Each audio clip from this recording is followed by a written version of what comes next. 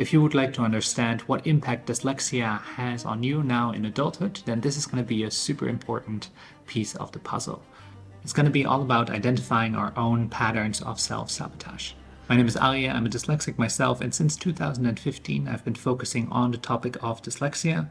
I wrote my MA thesis about dyslexia, and now I'm coaching dyslexic adults. Sigmund Freud, the psychologist, already made the observation that there is a phenomena that he coined Wiederholungszwang, or in English, repetition compulsion.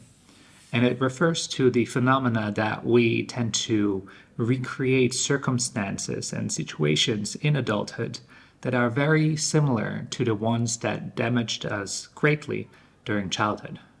For example, you might end up with friends that are kind of demeaning and not particularly nice to you, similar to the kids at school that bullied you during childhood. Now the question becomes, why is that? And the psychologist Jeffrey Young tells us that within the pattern, we know who we are and we know what the world is like. As humans, we have a drive for consistency when it comes to the way we see ourselves. If we were to give up these patterns, then we create insecurity and instability, and that is something that we tend to avoid. So in a weird sense, he writes that we tend to feel at home within the patterns that we have known from our childhood, and then we recreate them throughout adulthood, even though they're clearly not good for us. This can apply to dyslexics in different ways. For example, if you had very demanding parents or teachers, then you might replicate the same pattern in adulthood by being very perfectionistic, for example. Another option would be that you feel like you can't make it on your own. So, for example, you might feel like you need somebody to look over the emails that you write. For a long time, I had that as well. And then it prevents you from being independent, for example. But the most common one, I would say, is that we see ourselves as a failure. And that is based on the experience that we failed over and over in school. So if we're not careful, we subconsciously recreate the same failure experience in adulthood. Up until now, all of this is probably still very theoretical for you. But one way you can make this more relevant for your current life is by thinking about an experience at your work that was kind of triggering for you, where you had intense negative emotions and you're maybe not entirely sure why. For me, I have a side job as a videographer, and I sometimes also am in charge of filming events.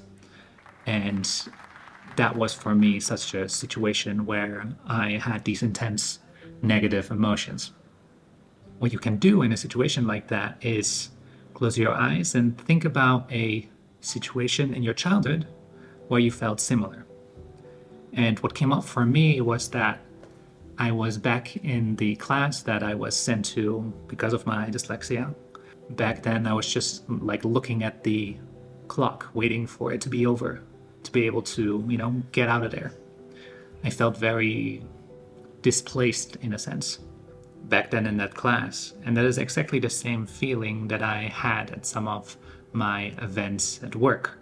So that is how the childhood experience connects to the here and now. I hope that this exercise helps you to see how repetition compulsion applies to your own life. Here's another tool that we can use with which we can create a greater awareness of how we tend to sabotage ourselves.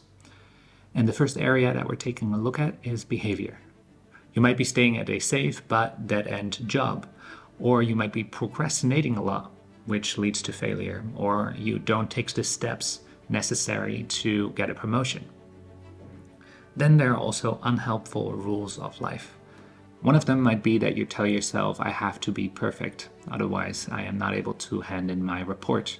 Or I have to please others, otherwise I won't be able to keep my job. And then there's also your inner dialogue. And when it comes to the inner dialogue of dyslexics, you might see that you took over the voice of your former teacher. So now you yourself are talking to yourself in a very critical way. And that could also contribute to you not making it at the end. Then there are also core beliefs. One of them might be, I'm stupid, I'm a failure, or another one might be, I'm crap at life. If you now take a look at the bigger picture and get a grasp for how you keep failure in your life, you might be tempted to beat up on yourself a bit. And I would like you to try and resist that. Try to empathize with you as a kid who was made to feel like a failure.